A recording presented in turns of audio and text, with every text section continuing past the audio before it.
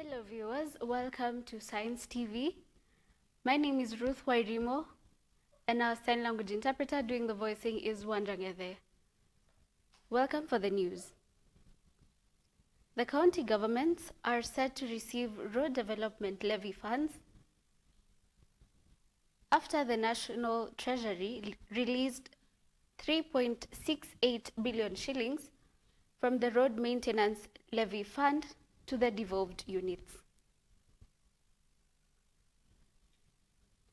This comes after the Senate's move to reinstate the fund, which had created a disagreement between the county governments and the National Assembly in the current financial year.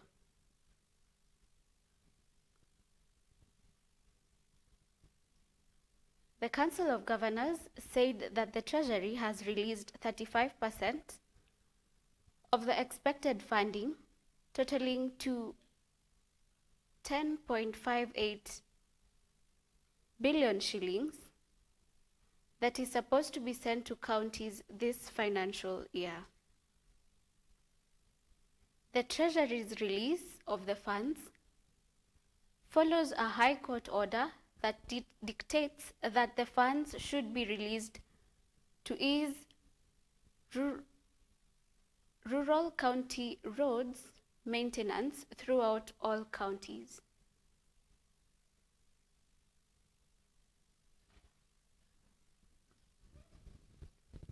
And away from that, People's Liberation Party leader Martha Karua has criticized the National Police Service for its public remarks regarding missing blogger Mike Kihaki.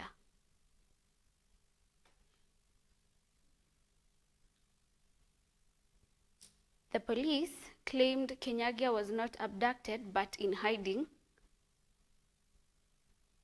a statement Karua termed as inappropriate and prejudicial.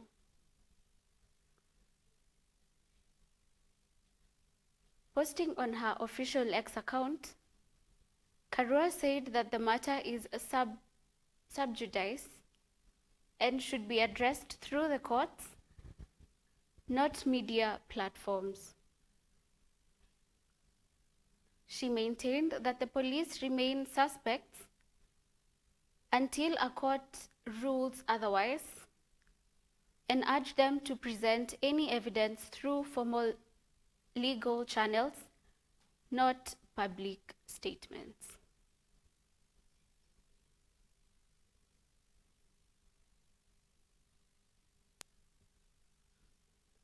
And moving on, the Nakuru civil rights activist Laban Omusindi has now filed a petition in High Court to seek a 2-term limit for members of parliament and members of county assemblies. In his petition, Omusindi demands the High Court should declare that serving as an MP or MCA for more than 2 terms is contrary to principles of good governance and democracy outlined in Article 10 of the 2010 Constitution. Omusudi asserts that limiting the terms of MPs and MCAs would promote equality, accountability, good governance, integrity, and transparency, adding that renewing leadership can create fresh ideas, diversity, and youth leadership.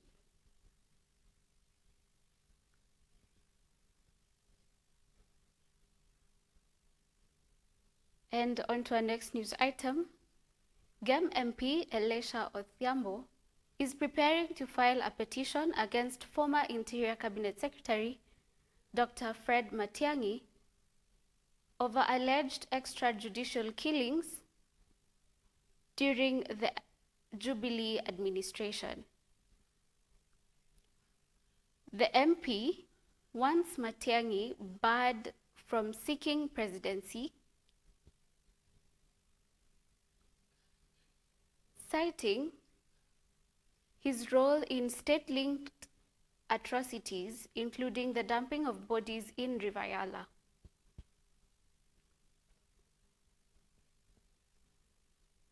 Odhiambo claims that the bodies discovered in River Yala during Matiang'i's tenure represents environmental and humanitarian harm to the game community. He accuses the former CS of overseeing a reign of terror and is calling for personal accountability through legal channels.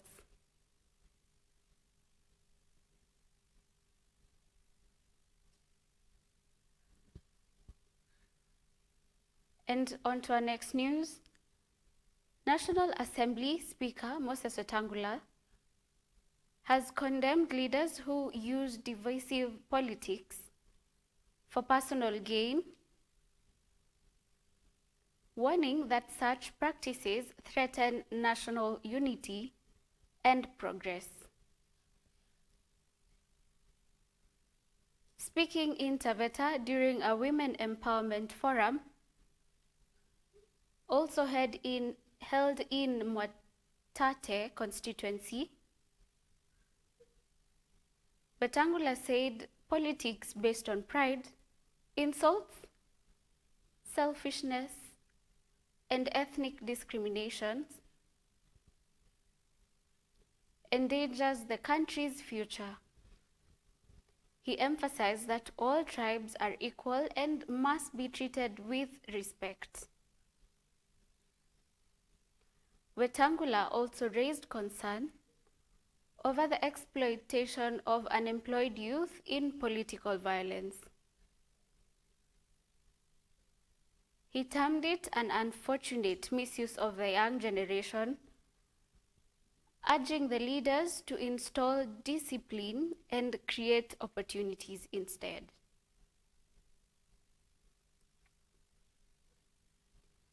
And on our other news, activist Boniface Mwangi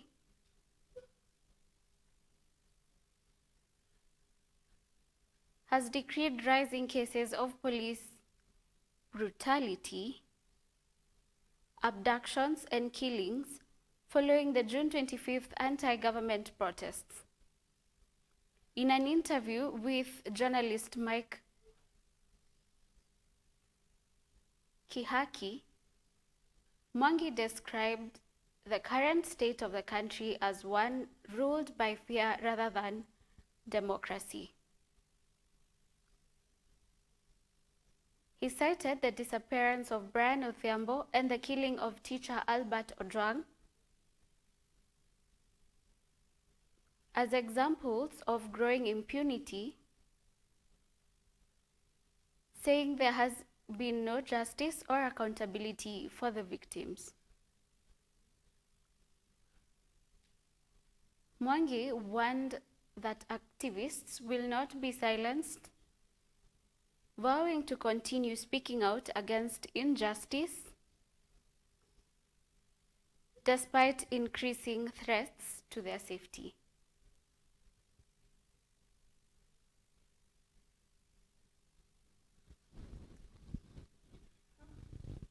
That is all we had planned for you on the news desk. My name is Ruth Wairimo, and our sign language interpreter is Wanjangede. Have a good evening and goodbye.